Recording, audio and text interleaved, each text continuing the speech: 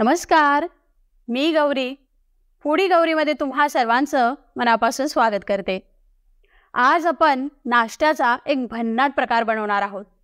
काही दिवसांपूर्वी आम्ही सर्वजण माझ्या नंदेच्या घरी गेलो होतो. तिथे त्यांनी ही डिश बनवली होती. नाव आहे सुशिला. चुरमुऱ्यांपासून अगदी 5 ते 10 मिनिटात बनणारा हा नाश्त्याचा सोपा आणि चविष्ट असा प्रकार आहे. तर माझ्या नंदेने शेअर केलेली ही रेसिपी कशी बनवायची यासाठी आपण लगेचच किचनकडे जाऊयात.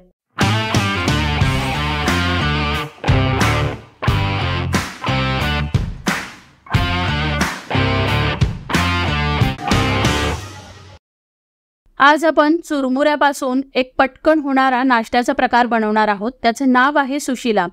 त्यासाठी इथे मी 4 बाउल चुरमुरे घेतलेले आहेत.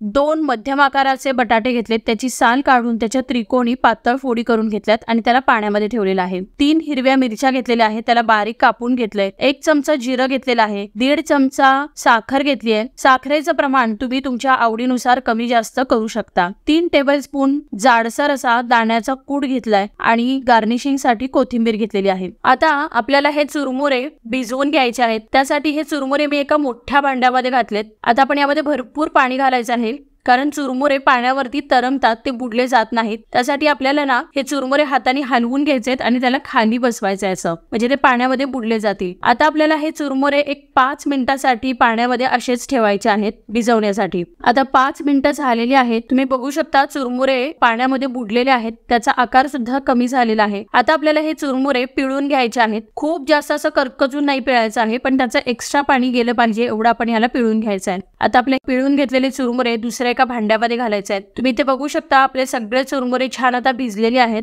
आता आपण याला फोडणी द्यायची आहे. आता एका कढईमध्ये आपल्याला 2 टेबलस्पून तेल गरम करायला ठेवायचं आहे. तेल चांगलं गरम झालं की यामध्ये चमचाभर जिरं घालायचं. जिरं छान फुललं की आता आपण यामध्ये घालायची आहे हिरवी मिरची. आता आपण यामध्ये घालायचं आहे बटाटा. यातलं पाणी आपण काढून घेतलेलं आहे. आता याला चांगलं मिक्स करून घ्यायचं आहे. यामध्ये मी अर्धा चमचा मीठ घालणार आहे, कारण बटाट्याला मिठाची चांगली चव आली पाहिजे. याला छान मिक्स करून घेऊयात. इथे आपण कच्च्या बटाट्याचा वापर केलेला आहे, त्यामुळे आपल्याला हा बटाटा एक 5 मिनिटं शिजवून घ्यायचा आहे. त्यामुळे मी आता यावरती झाकण ठेवलेलं आहे आणि आता आपण याला छान अशी वाफ काढून घेऊया 5 मिनिटासाठी. आता 5 मिनिटं झालेली आहेत. बटाटा चांगला शिजलाय का बघूया. बटाटा छान शिजलेला आहे. आता आपण यामध्ये भिजवलेले चुरमुरे घालायचे आहेत. याला एकदा मिक्स करून घ्यायचं. आता आपण यामध्ये घालायचं आहे चवीपुरतं मीठ आणि 3 टेबलस्पून जाडसर असा शेंगदाण्याचा कूट आणि इथे मी 1.5 चमचा साखर घातलेली आहे. जर तुम्हाला साखर आवडत नसेल तर तुम्ही घातली नाही तरी चालेल. आता याला चांगलं मिक्स करून घेऊयात. यामध्ये आता आपण थोडीशी कोथिंबीर घालायची आहे आणि थोडीशी कोथिंबीर मी गार्निशिंग साठी तशीच ठेवणार आहे. हे सगळं व्यवस्थित एकत्र मिक्स करून घेऊयात. छान अशी वाफ काढून घेऊयात. यावरती आता मी झाकण ठेवलेलं आहे आणि 2 मिनिटांसाठी आपण याला वाफ काढून घेऊया. आता 2 मिनिटं झालेली आहेत.